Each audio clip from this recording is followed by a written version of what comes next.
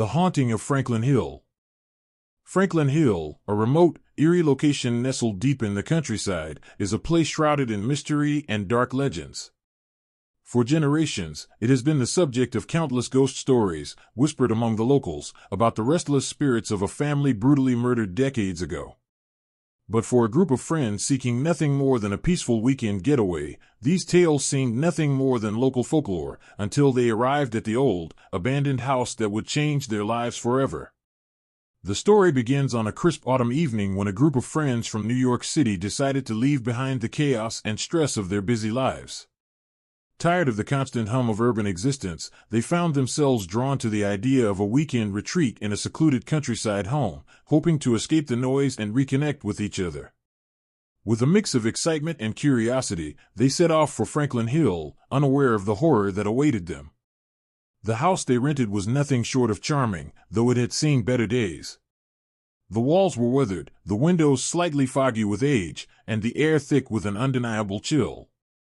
However, it was perfect for a weekend of relaxation, and the group quickly settled in, dismissing the creepy atmosphere as the result of their overactive imaginations.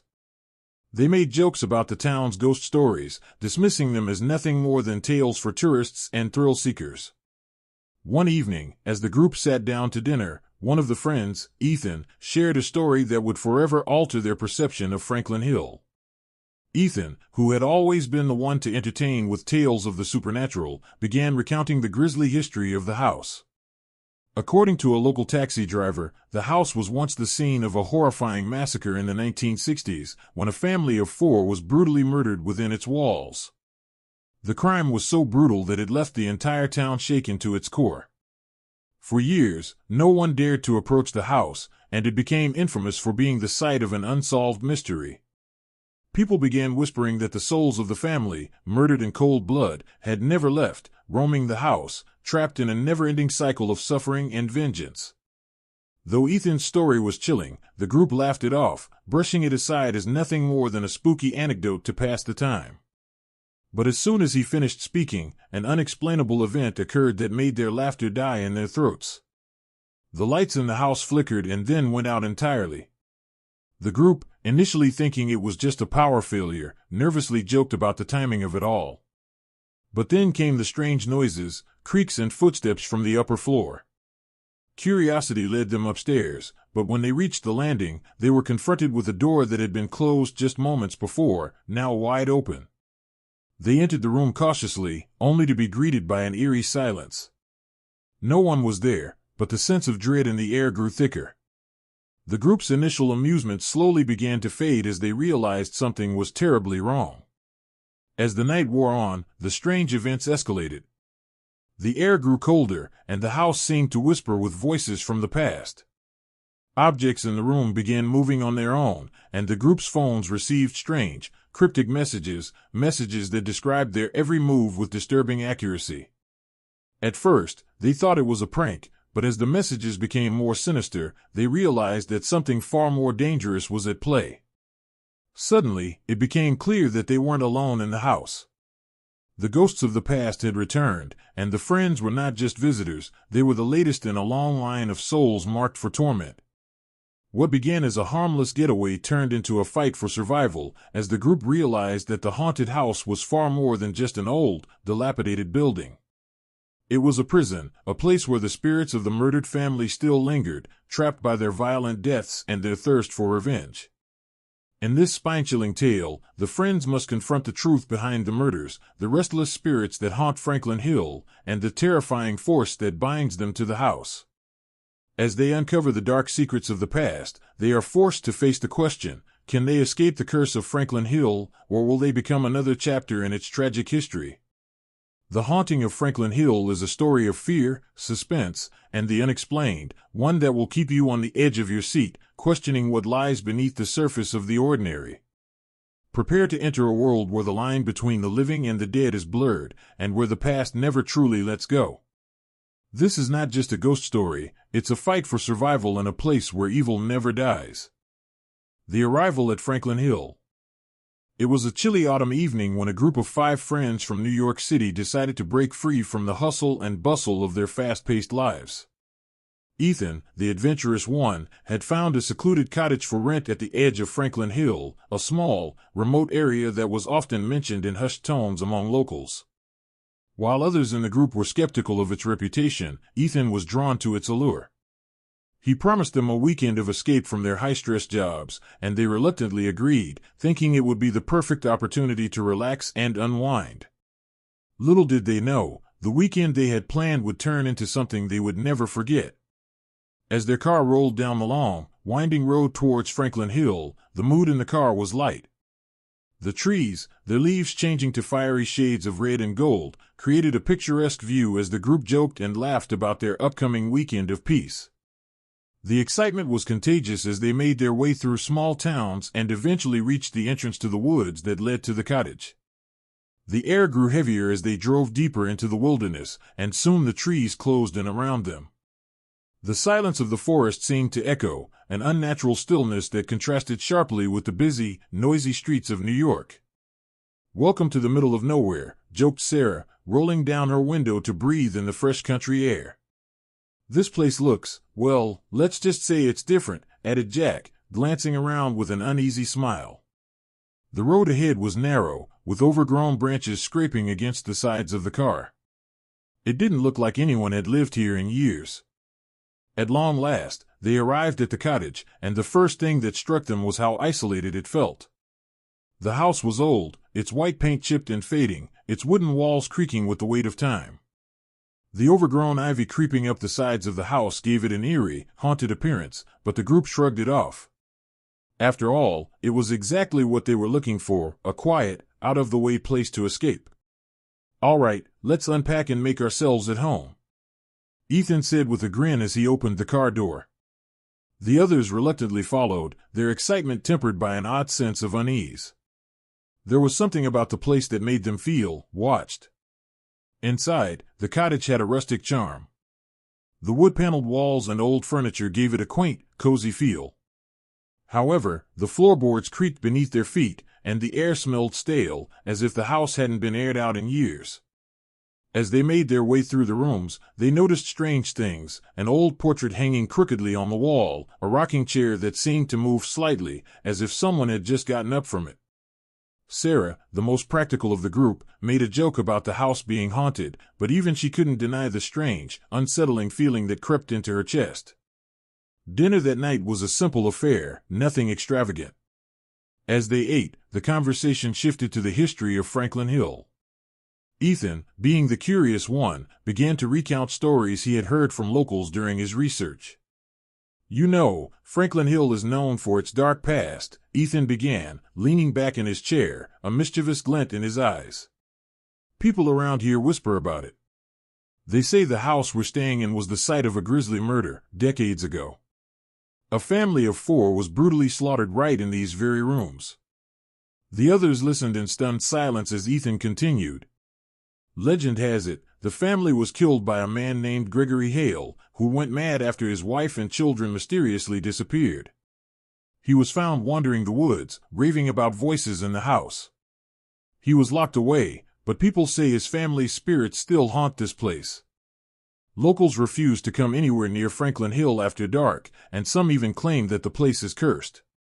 Some believe the spirits of the murdered family are still trapped here, seeking revenge." The room fell into an uncomfortable silence. Sarah raised an eyebrow, but even she couldn't completely shake the unease that had settled in. "Ethan, you're telling us that we're staying in a house with a history of murder and ghosts?" Ethan shrugged nonchalantly. "Hey, it's just a story. But it's creepy, right?" Just as the last sentence left his lips, the lights in the cottage flickered once, then twice. For a brief moment, everything went dark. The group froze, exchanging nervous glances. The air seemed to grow colder, and the sound of the wind outside intensified. When the lights flickered back on, no one spoke for a few moments. "I'm sure it's just a power surge," Jack said, trying to break the tension. But the unease in his voice was palpable. He looked out the window, but there was nothing to be seen but the pitch-black forest surrounding the cottage. The night continued uneventfully, but the feeling of being watched never left them. They all went to bed, but sleep didn't come easily. The old house creaked and groaned with every gust of wind. At one point, Sarah thought she heard someone whisper her name. She shot up from her bed, heart racing, but found nothing. The following morning, the group tried to shake off the strange feeling that lingered. They ventured out to explore the surrounding woods and enjoy the fresh air, hoping to clear their minds. However, as the day wore on, the eerie sensation of being watched only grew stronger. It was as if the very air around them was charged with an energy they couldn't explain. By nightfall, the group gathered in the living room to play some board games and try to relax. But once again, something was off. They heard a faint thudding sound from above them, followed by the unmistakable sound of footsteps, slow, deliberate steps that seemed to echo throughout the house. Everyone fell silent, and for the first time, no one made a joke or laughed. They all stood frozen, listening. "I'll go check it out," Ethan said, though his voice wavered slightly. "Stay here. It's probably just the house settling." But no one was convinced. The footsteps continued, each one louder and closer, until they seemed to be directly above them. Ethan, with a hesitant glance at the others, climbed the stairs, his footsteps a stark contrast to the mysterious, unyielding ones above. The others waited, hearts pounding, in the growing silence. What happened next, no one could have predicted. When Ethan returned downstairs, his face was pale, his eyes wide with fear. "There's no one up there," he said, voice shaking. "No one. The rooms are empty." The group exchanged nervous glances, a chill running down their spines. The footsteps hadn't stopped. They were still happening, as if something, or someone, was moving just beyond their reach. Suddenly, the temperature in the room dropped. The walls seemed to breathe, exhaling a cold mist. A door slammed shut somewhere deep inside the house. They jumped to their feet, and for the first time that weekend, the group began to fear the unknown presence in the house. Ethan, trying to stay calm, led the group upstairs. As they reached the top of the stairs, they noticed something odd. One of the doors, which had been tightly closed earlier, was now wide open. But when they stepped inside the room, there was no one. There was only silence. And then, from the corner of the room, a soft whispering voice called out, "Leave now." The room grew even colder. The air was thick with a presence they couldn't see but could certainly feel. And in that moment, they knew they weren't alone. They never had been. The secret's unveiled. The whisper sent a shiver down everyone's spine. It was so faint at first, barely audible, like a distant echo of something long forgotten. But it was there, clear enough to send a wave of cold dread crashing over them. "Leave now." The voice said again, this time louder, sharper, as though it was right behind them. The group froze, their breaths shallow and quick.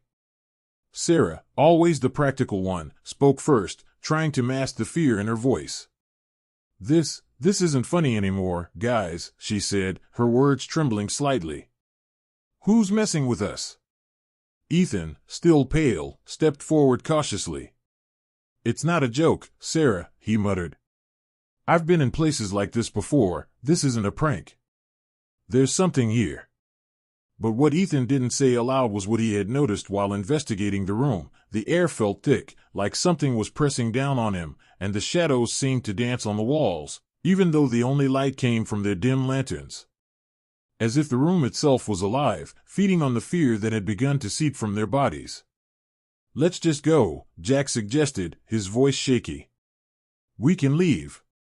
This whole thing's too weird." But as they turned to leave, the door slammed shut with a force that rattled the walls. The sound echoed through the house like thunder. The group spun around, hearts racing. They pounded on the door, but it didn't budge. It was as if an invisible force was holding it closed, trapping them inside. A low, rumbling sound filled the room, followed by a sudden gust of wind. The temperature dropped even further, until their breath was visible in the cold air. And then, the shadows began to move. At first, it was subtle. The dark corners of the room shifted, as though something was lurking just beyond their sight. But then, the shadows grew. They stretched out like long fingers, creeping across the floor toward them. Panic surged within the group, and Ethan reached for the doorknob, desperately trying to force it open, but it wouldn't move. "Get away from the door!" Sarah screamed, backing away. She pointed toward the corner of the room, where the shadows seemed to pulse and writhe. "Look! Look at that!" The others turned and gasped in horror. From the corner of the room, a figure began to emerge, shrouded in darkness. At first, it was indistinct, just a blur of shadow. But as it took form, they saw it was a figure, a man, tall and imposing, with hollow eyes and a twisted, agonizing expression on his face. His face, though, was eerily familiar, as if they had seen it before, but they couldn't quite place where. Ethan's throat tightened. He stepped back, shaking his head, trying to process the nightmare unfolding before him. This can't be happening," he whispered, almost to himself. The figure took another step forward, its eyes glowing with an unnatural, angry light. "You shouldn't have come here," it said in a deep, guttural voice that seemed to come from all directions at once. "The house calls to those who seek to uncover its secrets. Now you must pay the price." "Who are you?" Jack demanded, his voice trembling as he held a hand out to shield himself from the growing darkness. "What do you want?" The figure didn't answer at first. It just stood there, watching them, its form shifting and changing, as if it were made of the very darkness itself. Then, slowly, it began to move toward them. Ethan looked frantically around the room for something, anything, to defend themselves. But there was nothing. The shadows seemed to swallow the room whole, and the air was thick with an oppressive weight that made it hard to breathe. "We have to get out of here," Sarah said, her voice strained with panic.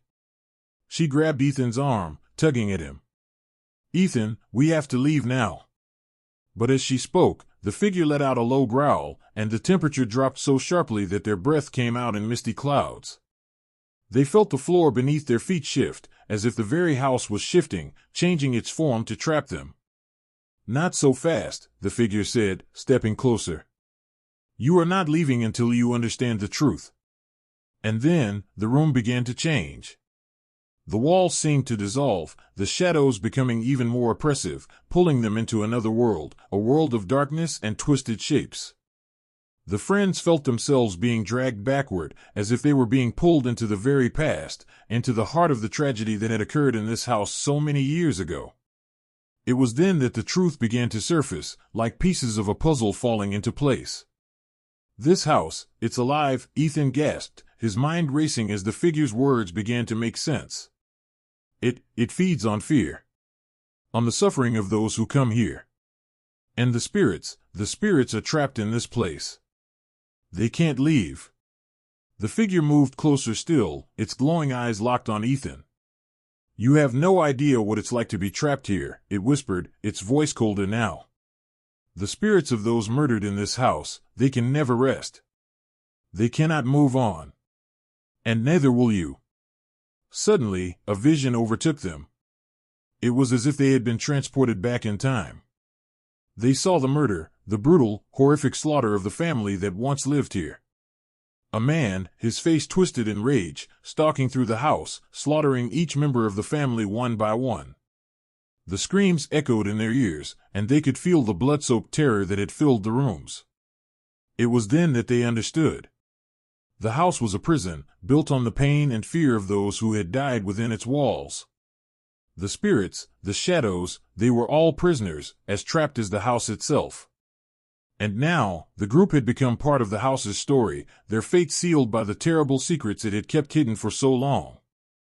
As the vision faded, the figure's voice rang out one last time, "You are now a part of us. You will never leave. The house will keep you forever." The darkness closed in around them. The whispers of the trapped spirits echoed in their minds, growing louder with each passing moment. The shadows consumed them, pulling them deeper into the heart of Franklin Hill. And that was when they realized they weren't just guests in this house. They were the next chapter in its dark, twisted history. They were part of the curse. Would they be able to escape, or would they become another lost soul trapped within the haunted walls of Franklin Hill forever? Only time would tell. But one thing was certain, their lives would never be the same again. The descent into madness. The room spun as the vision of the brutal murder faded, leaving the group in an eerie, suffocating silence. The walls of the cottage seemed to close in around them, their breaths shallow and quick as the figure's hollow eyes bore into their souls. The air, once still and cool, was now thick with a cold, almost tangible presence. A presence that was suffocating them, slowly eroding their sense of reality. Ethan was the first to break the silence, his voice cracking as he spoke. We need to leave. Now. But even as the words left his mouth, a powerful force seemed to grip him. It was as if the house itself had heard his plea and rejected it. The door, the one they had tried to open earlier, was now sealed shut, the wood groaning under the pressure. No matter how hard they pushed or pulled, it wouldn't budge. They were trapped. The temperature dropped again, colder than before. Their breath came out in visible clouds, the chill creeping into their bones, making it impossible to feel warmth. The shadows in the corners of the room began to stir, as if they were alive, shifting and writhing, their dark shapes elongating and twisting, their forms indistinguishable from the blackness surrounding them. The air was suffocating, thick with the scent of something rotting, something ancient. Jack stepped forward, trembling, his hands raised in a gesture of surrender. "Please," he pleaded, his voice weak. "We didn't know. We didn't mean to disturb you. Just let us go." But the figure, now standing directly in front of them, didn't react. It simply watched them with those burning eyes. There was no pity, no compassion. Only an overwhelming, suffocating hatred. "You think you can leave?" the figure growled, its voice like the rasp of dry leaves scraping against the ground. "You're already part of this place. There's no escape." The shadows stretched again, growing longer, taller, as if they were reaching for the group, pulling them in. Every inch of the room seemed to close in tighter, as if the very walls of the cottage were alive, pushing them toward the figure. The walls creaked and groaned under the pressure, and the floor beneath their feet began to tremble. It felt like the entire house was shaking, as though it were coming to life, awakened by their presence. In the midst of the chaos, Sarah grabbed Ethan's arm, her fingers cold with fear. "What do we do? How do we get out of here?" she asked, her voice barely above a whisper. Ethan didn't know the answer. He didn't know how to fight something so ancient, so deeply entrenched in the house's dark history. But he could feel it, the evil that had been embedded in the very foundation of Franklin Hill, lingering like a poison, slowly consuming everything in its path. Then, without warning, the lights flickered again, casting the room in a ghostly, dim glow. The shadows in the corners seemed to stretch even further, coiling around the group like dark tendrils, binding them in place. The air was thick with the stench of decay, and Ethan could taste the bitterness of it in his mouth, as if the house itself was choking them. "Run," he yelled, snapping out of his paralysis. He yanked Sarah and Jack toward the back door, hoping for some escape. But the door, once again, was locked, impossibly locked. The handle wouldn't turn, no matter how hard they tried. Panic set in.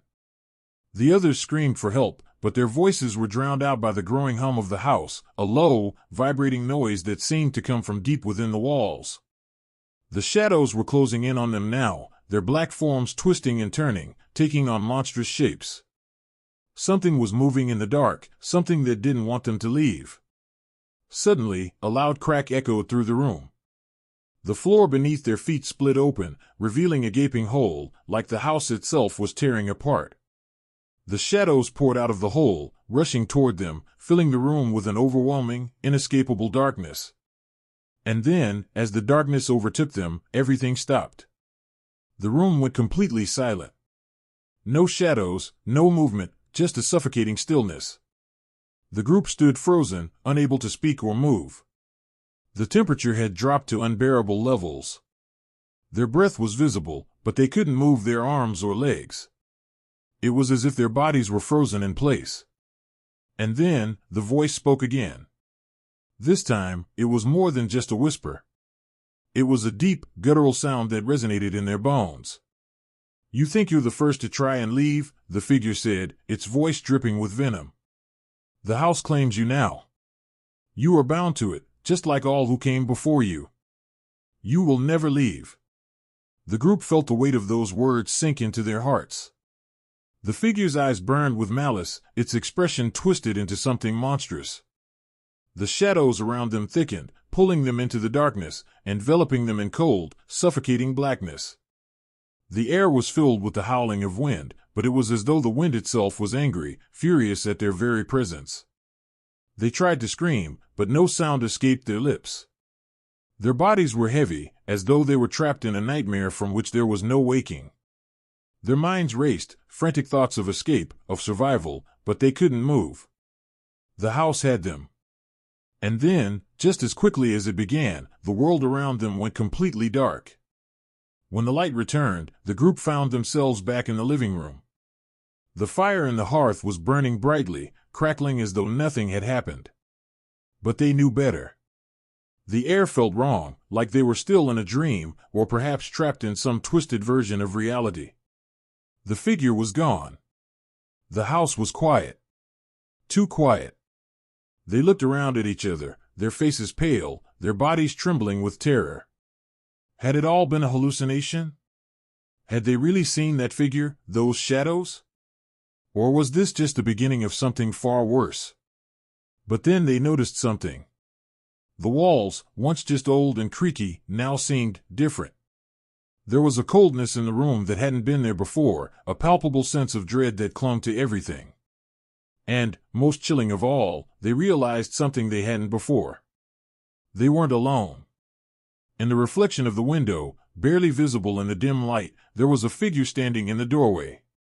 Its face was twisted in an agonized expression, and its eyes glowed with an unnatural light. And as the figure slowly moved toward them, the whisper returned. You belong to me now. The house had claimed them. And there was no escape. The unraveling truth. The figure in the doorway moved slowly, its feet gliding across the floor as though it were floating, its form shimmering in the faint light. The friends stood frozen, their eyes wide with fear, unable to tear their gaze away from the entity that had now claimed its place in their nightmare. The air was thick, almost suffocating, and the temperature in the room dropped even further, causing their breath to cloud in front of them. What are you? Ethan stammered, his voice barely a whisper, shaking with both fear and disbelief. The figure's twisted face remained expressionless as it stepped closer, the shadows around it swirling like a dark fog.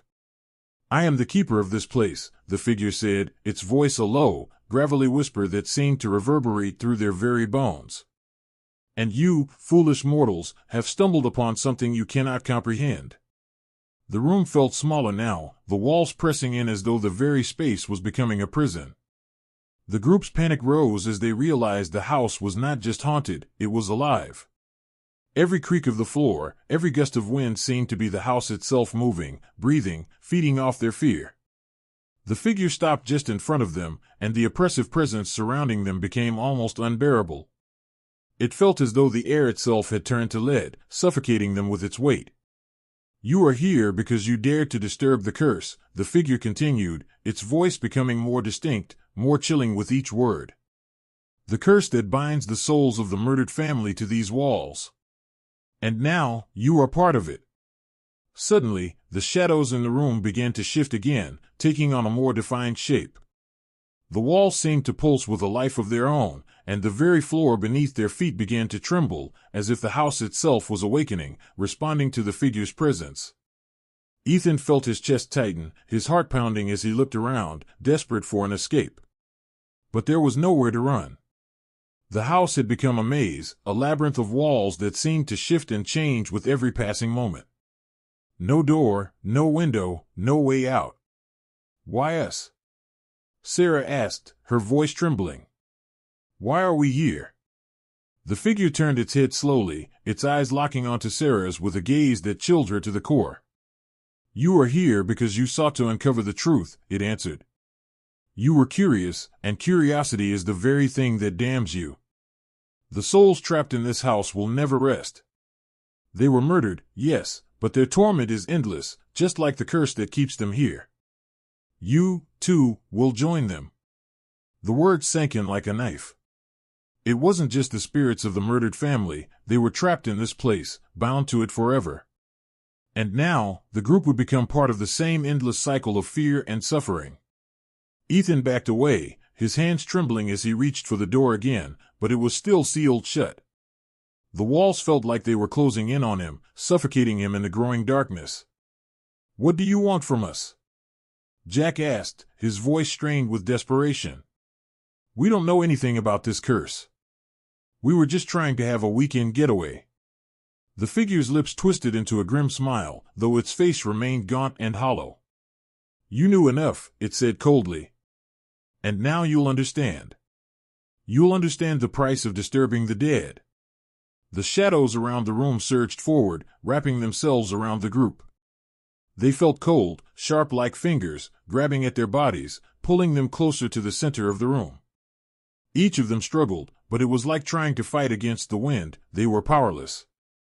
"Please, let us go," Sarah gasped, her voice breaking as she struggled against the shadows. But the more she fought, the tighter they became. It felt like they were being pulled toward the darkness itself, their limbs numb with terror. "Time has no meaning here," the figure intoned, its voice now echoing in their minds. "You will live through this over and over, trapped in the same nightmare, forever reliving the torment of those who died here. The curse never lets go." As the shadows consumed them, the group found themselves falling, not through the floor, but into a new realm, one that was darker and colder than anything they had ever imagined. It was a place between the living and the dead, where time didn't exist. The house, the figure, it was all gone. In its place, they were suspended in an abyss, their minds screaming for escape, but unable to move, unable to act. They could hear the whispers now, dozens, hundreds of voices, all calling out to them. "Join us," the voices said, "we are trapped here, just like you will be." Ethan's heart raced as he realized that these were the spirits of the murdered family, the same ones the figure had mentioned. They were all around him now, their faces distorted with agony, their eyes hollow and lost. And their voices, oh, their voices were the worst part. The whispers, the pleas, the torment, it was unbearable. "Why are you showing us this?" Ethan cried out into the darkness. "What do you want from us?" The figure's voice answered, but this time it was not just in the air. It was inside their heads, echoing in their very thoughts. "You are the next chapter," it said. "You are the ones who will understand. The house needs you. The curse needs you. And you will never leave." The ground beneath them began to shift, and they were pulled deeper into the darkness, unable to stop themselves. The spirits surrounded them now, their cold hands reaching out, pulling them into the suffocating blackness. And as the darkness closed in, Ethan realized something terrifying. They had never left Franklin Hill. The house had claimed them, just as it had claimed the family before them. They were now part of its twisted history, forever trapped in its haunted walls, just like the others. The curse had taken them. And there was no escape. The last thing Ethan heard before everything went silent was a whisper, soft and slow, as if the house itself was breathing its final words to him, "Welcome home." Forever bound. The cold darkness enveloped them completely. There was no light, no sound, only the suffocating silence that pressed in on every side. It felt as though they were submerged in some vast, infinite void, suspended between worlds. Time had stopped. Or perhaps, time had never existed in this place. They were trapped in a limbo that seemed to stretch on forever, their bodies heavy with exhaustion, their minds overwhelmed by the weight of their fate. But then, as if by some unseen force, the darkness began to shift. A flicker of light appeared in the distance, faint at first, but growing brighter with each passing second. Ethan's heart skipped a beat. Was this the way out? A chance to escape? Or was it another illusion, another trap set by the cursed house? The group moved toward the light, though they could hardly feel their legs, their bodies dragging with a strange heaviness. It was as though they were walking through mud, their every step slow and deliberate, as if the very air around them was trying to hold them back. The light grew brighter, revealing a shape, a figure, standing in the distance. It was a person, though their features were obscured by the intense glow that radiated from them. The figure stood motionless, their back to them, as if waiting for them to approach. Ethan's breath caught in his throat. Could this be someone who could help them? A lost soul, like them, trying to escape the curse? Or was this another trick, another part of the house's dark games? Who is it? Sarah whispered, her voice hoarse, barely above a breath. I don't know, Ethan replied, his eyes fixed on the figure. But we need to find out. As they drew closer, the figure slowly turned to face them. But when it did, they were met with the chilling, hollow stare of a face they recognized all too well. It was the figure that had haunted them, the twisted, tortured face that had haunted their nightmares. The keeper of the house. The one who had trapped them in this eternal prison. The figure spoke in a voice that echoed, as if coming from all around them, vibrating through their bones. So, you found me, it said. But it's too late. You can't escape. The house has already claimed you. You belong to me now. You will never leave. Ethan stepped back, his chest tightening. No, we won't let you have us. We won't be part of your curse. The figure laughed, a low, menacing sound that sent chills down their spines. You still don't understand, do you? It asked, its voice now a mocking tone. You were never meant to leave. From the moment you stepped foot in this house, you were part of its story. You are its new chapter. And now, the curse is complete. A wave of cold swept through them, more intense than anything they had felt before. The light that had been guiding them faded into darkness again, and the figure stepped forward, its body looming over them, casting a shadow that seemed to stretch endlessly. The room grew smaller, suffocatingly so, as though the walls were closing in. You are mine, the figure whispered, its voice soft and dark. You will remain here. You will become one with the house. The shadows that haunt these walls, they are you. You will never leave. Not in this life. Not in the next. The house has already claimed your souls. And it will keep you forever. The words echoed in their minds, reverberating with a terrible truth. Ethan felt the weight of the figure's presence press against him. He could feel the very air thickening, suffocating him, as though the house itself was alive, feeding on their fear, their despair. His vision blurred, his limbs growing heavy, as if the darkness itself was pulling him deeper into the void. He tried to scream, tried to fight against it, but no sound came from his lips.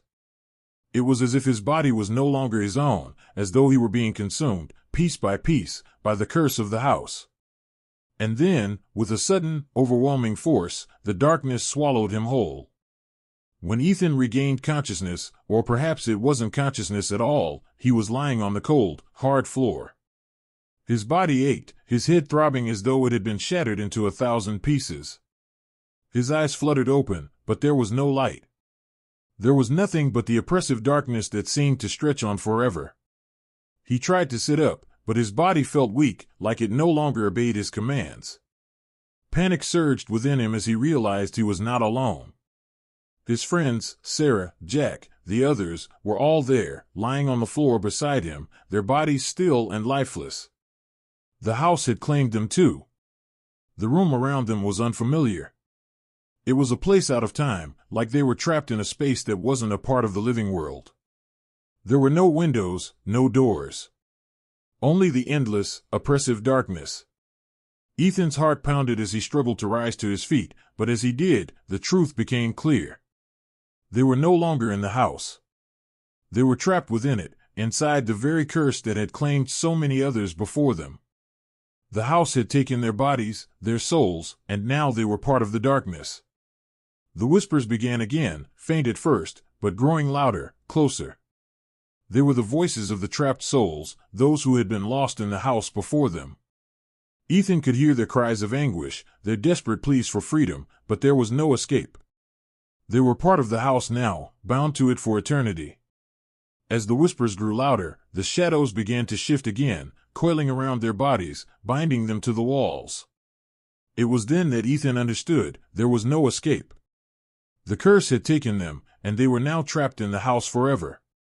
And in that moment, as the darkness consumed them, Ethan realized the horrifying truth: the curse was not just in the house. It was the house itself. And now, they were a part of it. The last thing he heard before the darkness claimed him completely was a soft, mocking laugh. "Welcome home," the voice said. And that was the last thought that crossed his mind before the shadows swallowed him whole. Forever bound. Forever trapped. Forever a part of Franklin Hill. As the house claimed their souls, the friends became one with the darkness, forever bound to Franklin Hill. Their screams, their pleas, and their terror were lost in the endless void of the cursed house. Time no longer had meaning. The house continued to feed on their fear, just as it had for countless others before them. Franklin Hill was no longer just a place. It was a prison, a living, breathing entity that trapped the souls of those foolish enough to enter. No one would ever escape. Not in this life, and not in the next. The cursed house would continue to stand, waiting for its next victims. And as for the spirits of the murdered family, they were no longer alone. The house had claimed new souls, and their torment would continue, eternally entwined with the darkness that surrounded them. If you enjoyed this terrifying tale of the haunted Franklin Hill and the souls trapped within its cursed walls, be sure to hit the like button, subscribe to our channel, and share this video with your friends. Don't forget to leave a comment below and tell us what you think. Do you believe in the curse of Franklin Hill, or do you think there's an even darker force at play? Stay tuned for more chilling stories and spine-tingling mysteries that will keep you on the edge of your seat. Until next time, remember, some stories are better left untold. But the ones that are shared are the ones that stay with you forever.